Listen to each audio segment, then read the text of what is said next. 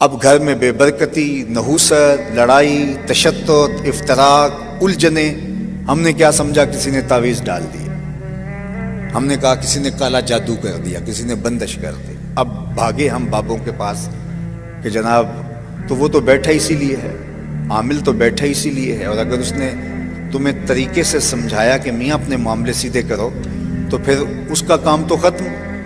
اس نے کہا تم تو وقت پہ آ گئے، اگر نہ آتے 2 دن تو یہ تو تعویذ چل جانے تھے اور کچھ رہنا نہیں تھا. تو اب آپ کو اتنے اتوار آنا پڑے گا، اتنے منگل آنا پڑے گا، اتنے بدھ آنا پڑے گا، اور یہ تعویذ اس طرح استعمال کرنا، یہ اس طرح استعمال کرنا، اور کالا بکرا بھی دینا پڑے گا.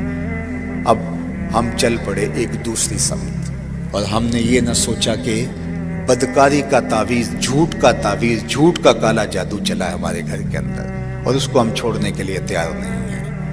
صحیح حدیث ہے کہ رحمت کے فرشتے میلوں ہٹ جاتے ہیں جب کوئی جھوٹ بولتا ہے. کیوں؟ کہ جھوٹ سے بدبو نکلتی ہے. رحمت کے فرشتے اس کو برداشت نہیں کر پاتے، بھی چڑھ جاتے ہیں. اور سویر سے شام تک ماں بیٹے سے جھوٹ بول رہی ہے، بیٹا ماں سے جھوٹ بول رہا ہے، باپ بیٹے سے جھوٹ بول رہا ہے، بیٹا باپ سے جھوٹ بول رہا ہے. ببھوکے اٹھ رہے ہیں گھر سے بدبو کے، تعفن کے. تو مجھے بتائیے اس گھر میں برکت کیسی ہوگی؟ تو آئیے اپنے گھروں کو سچائی کے نور سے منور کریں، وہاں سے سچائی کی خوشبو پھوٹے. سچائی خوشبو رکھتی ہے، جھوٹ بدبو رکھتا ہے. اس لیے مجھے اور آپ کو سچ پر آنا ہوگا. اور کیوں نہیں آئیں گے؟ ہمارے نبی اعلان نبوت سے قبل بھی صادق اور امین کہلاتے تھے. اعلان نبوت کے بعد تو ان کی عظمتوں اور ان کی رفتوں کا اعلان قرآن میں ہوا، لیکن ابھی اعلان نبوت بھی نہیں ہوا تھا، تو اس وقت بھی صادق اور امین کہلاتے تھے. ہم اس نبی کے ماننے والے ہیں. اللہ اکبر! یہ ہے میرے اور آپ کے آقا و مولا کی شان. جب کوہ صفا پہ حضور لے گئے صنادید قریش کو، تو یہی ان کو کہا نا کہ لوگوں اگر میں کہوں پہاڑ کی دوسری جانب سے ایک لشکر آ رہا ہے جو تمہیں طاقت و تاراج کر کے رکھ دے گا، تو میری بات مان لو گے؟ تو انہوں نے برجستہ کہا اگر نظر نہ بھی آیا تو ہم کہیں گے ہم اندھے ہیں، آپ سچے ہو. آپ کی صداقت پہ اتنا یقین ہے. اللہ اکبر! میں اور آپ، کیا میرے بارے میں کوئی آنکھیں بند کر کے کہہ سکتا ہے کہ آپ اتنے سچے ہو؟ آپ کے بارے میں کوئی آنکھیں بند کر کے کہہ سکتا ہے؟ تو کہنا چاہیے، ہمیں اتنا سچا ہونا چاہیے، اس لیے کہ ہم صادق اور امین نبی کے ماننے والے ہیں. میں آپ کو دوسری بات بتاؤں، جب حضور کو شہید کرنے کے لیے دارالندوا میں بیٹھ کے سازش تیار کی گئی اور تمام قبیلوں کے ایک ایک فرد کو لے لیا گیا کہ اگر بنو ہاشم اٹھ کھڑے ہوئے تو اتنے قبائل کا مقابلہ نہیں کر سکیں گے. دوسری بات، اگر خون بہا دینا پڑا تو مل کے دے دیں گے. تو یہ قصہ تو تمام کرو. اور حضور علیہ الصلوۃ والسلام کو شہید کرنے کے لیے حضور کے گھر کا محاصرہ کر لیا. تاریخ کی ساری کتابوں میں موجود ہے، سیرت کی ساری کتابوں میں موجود ہے.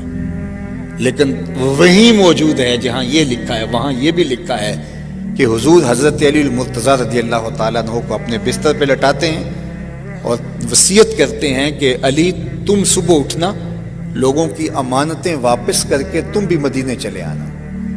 اللہ اکبر! ذرا غور کیجئے، جو حضور کو قتل کرنے کے درپے ہیں، تاریخ بتا رہی ہے ان کی امانتیں بھی میرے حضور کے گھر میں پڑی ہوئی ہیں. یہ ہے کردار.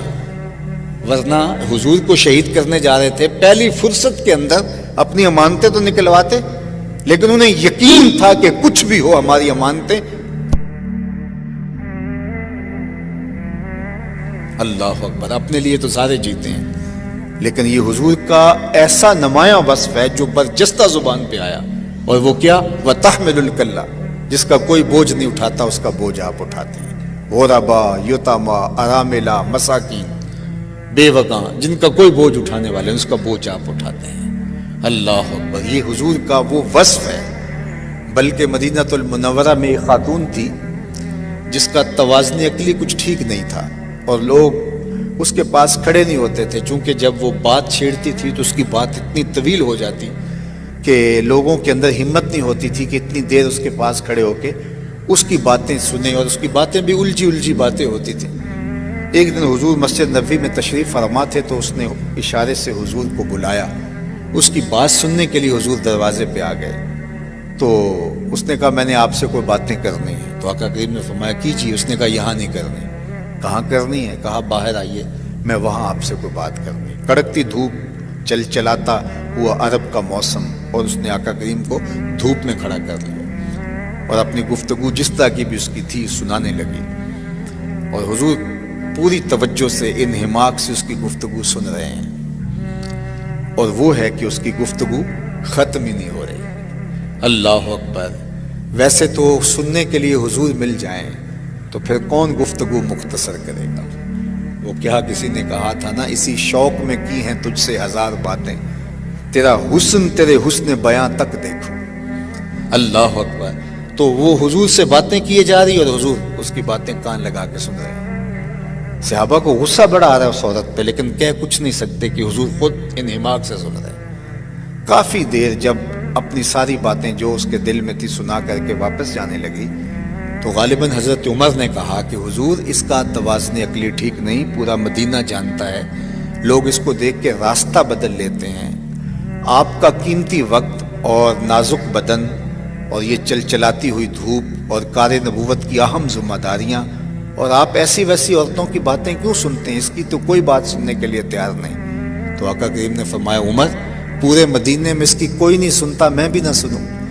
اور پھر اس کو بلا کے کہا بڑھیا جب دکھڑے زیادہ ہو جائیں جہاں مرضی محمد کو کھڑا کر کے اپنی باتیں سنا لیا کرے، ایک تو ہی ہوتے ہیں میریاں آساں دا سہارا، دس کنوں کراں جے تینوں نہ کراں یاد۔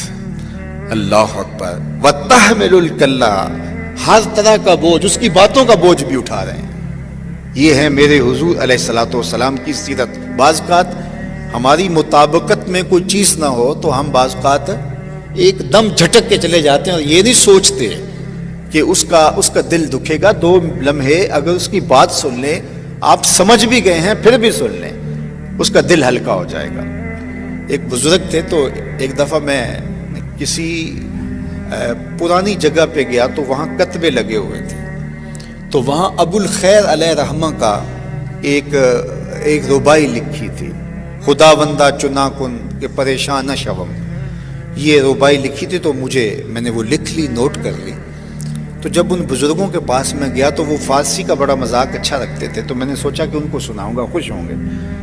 تو وہ بوڑھے بزرگ تھے، تو میں نے ان کو وہ فارسی کی وہ ربائی سنائی، حکیم عبد الحی رحمۃ اللہ تعالیٰ علیہ۔ تو مرے کالج سیالکوٹ کے پرنسپل صاحب وہ ان کی خدمت میں یوں آ کے بیٹھتے تھے اور اپنا بقیہ وقت وہیں گزارتے تھے۔ تو غلام علی صاحب بھی پاس بیٹھے تھے، تو میں بالکل نو عمر تھا، تو میں نے بڑے شوق سے یہ ربائی ان کو سنائی۔ تو وہ کہنے لگے وہ غلام علی صاحب یہ ذرا لکھ لو، بہت اچھی ہے۔ اور وہ باقاعدہ کاغذ لے کر آئے اور پوری ربائی نوٹ کی۔ تو اس کے بعد پھر اس کے اندر بعد میں انہوں نے کہا کہ یہ لفظ اگر ایسے ہو جائے تو جو ہے وہ ایسے زیادہ بہتر نہیں ہے۔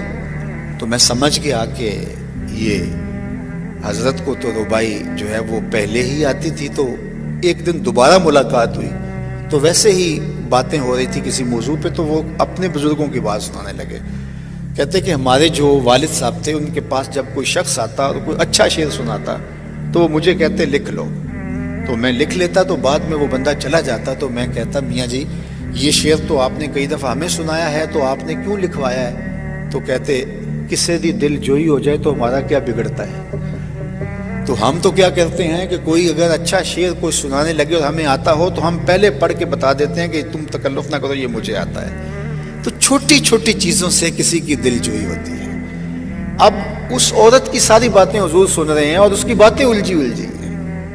یہ اعلیٰ اقدار زندگی سے کہتے ہیں، حسن سے کہتے ہیں، جمال سے کہتے ہیں، خوبصورتی سے کہتے ہیں۔